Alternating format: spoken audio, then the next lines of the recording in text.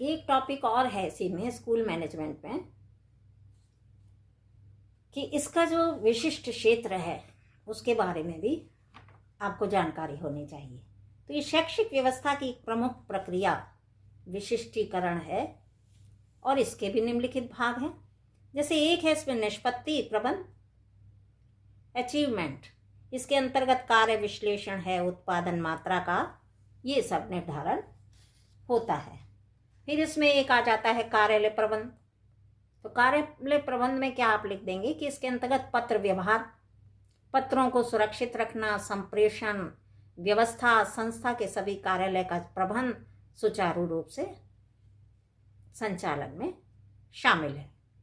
उसके बाद संस्थान प्रबंध, इसके अंतर्गत विद्यालय भवन आदि सम्मिलित होते हैं। तो देखिए कार्यालय प्रबंध क्या, जो ऑफिस है, ऑफिस में क्या क्या काम है, कैसे मैनेजमेंट उसका होना चाहिए, कैसे रख रखाव हो, कैसे प्रबंध हो, बाद में विस्तार से भी आप पढ़ेंगे। तो ये सब काम किसका है? स्कूल मैनेजमेंट का। एजुकेशनल जो प्रबंध है, शैक्षिक प्रबंध है, उसके अंतर्गत आप पढ़ रहे हो। और शैक्षिक प्रबंध का जो सीधा सा संबंध है वो किस पे आएगा? प्रशासक पे। जो विद्यालय का जो प्रिंसिपल है, जो हेड है, तो उस पर पूरी जिम्मेदारी होती है। उसके बाद संस्थान प्रबंध, इसके अंतर्गत विद्यालय भवन और ये सब सम्मिलित होते हैं, भी बताया आपको। फिर शिक्षा प्रबंध को प्रभावित करने वाले तत्व कौन से हैं, ये भी देखिए आपको नॉलेज होनी चाहिए। क्या कि एक तो है इसमें ऐतिहासिक तत्व, किसी भी देश का इतिहास वहाँ की शिक्षा प्रणाली और शिक्षा प्रबंध को प्रभावित अनिवार्य रूप से करता है, ये सब जानते ही हैं। दूसरा ये सामाजिक तत्व, शिक्षा और समाज एक दूसरे के पूरक हैं और आश्रित भी हैं। समाज के स्वरूप के अनुसार ही निश्चित रूप से शिक्षा चेंज होती है, शिक्षा परिवर्तित होती है, शिक्षा बदलती है,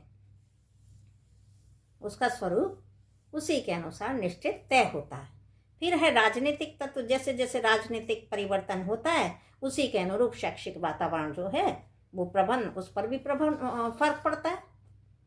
फिर सांस्कृतिक तत्व है, तो सांस्कृतिक तत्व में लिख सकते हो राष्ट्र और समाज की संस्कृति भी शिक्षा के वर्तमान प्रबंध को प्रत्यक्ष रूप से प्रभावित करती है। देश की संस्कृति का उद्धार शिक्षा द्वारा होता है। इसके बाद है आर्थिक तत्व, वित्त व्यवस्था का भी शिक्षा प्रबंध पर बहुत प्रभाव पड़ता है। क्या कि वित्त व्यवस्था अच्छी होने पर शिक्षा प्रबंध प्रभावी बन जाती है। इसके बाद एक आता है दार्शनिक तत्व, देश की जो दार्शनिक विचारधारा है उसको भी शिक्षा प्रबंध प्रभावित करती है। फिर भौगोलिक तत्व है, पहाड़ी क्षेत्र हैं, वर्षा है, गर्मी है, शिक्षा प्रबंध को ये सब भी प्रभावित करते हैं। फिर शिक्षा प्रबंध की विशेषताएं में एक सामान्य विशेषता, एक मुख्य विशेषता है। तो सामान्य विशेषता में जैसे शैक्षिक प्रबंध शिक्षा के मानवीय और भौतिक जो तत्व हैं उनके साथ समन्वय करना। करेगा कौन? जो प्रशासक है, जो एडमिनिस्ट्रेटर, और किसका? स्कूल का, विद्यालय का। उसके बाद है शैक्षिक प्रबंध द्वारा कर्मचारियों का मार्गदर्शन होता है, ये विशेषताएं चल रही हैं। फिर शैक्षिक प्रबंध कर्मचारियों से कार्य लेने की एक प्रभावशाली विधि है, ये विशेषता है। शैक्षिक प्रबंध का एक तात्पर्य है कि संगठन और समूह से कार्य लेना एवं समन्वय स्थापित करना। फिर शैक्षिक प्रबंध भौतिक तत्वों द्वारा मानवीय तत्वों से शिक्षा के उद्देश्यों की पूर्ति भी करता है। उसके बाद वो सामान्य विशेषता, मुख्य विशेषता भी है। मुख्य विशेषता क्या? कि शैक्षिक प्रबंध कला है और विज्ञान है जिसके द्वारा शिक्षा के उद्देश्यों को प्राप्त किया जाता है। शैक्षिक प्रबंध के द्वारा शैक्षिक प्रक्रिया सुचारू रूप से चलती है और उसे गति भी मिलती है। उत्तम शैक्षिक प्रबंध से विद्यार्थी का सर्वांगीण विकास होता है। उत्तम शैक्षिक प्रबंध से शिक्षा के उद्देश्य में, शिक्षा के सिद्धांतों में, शिक्षा की गुणवत्ता में वृद्धि भी होती है। फिर और क्या मुख्य विशेषता? उत्तम शैक्षिक प्रबंध द्वारा विद्यालय परिवेश उत्तम बनता है। और फिर क्या है कि उत्तम शैक्षिक प्रबंध से योग्य और कुशल नागरिक तैयार होते हैं और जनतंत्रीय वातावरण भी उत्पन्न होता है।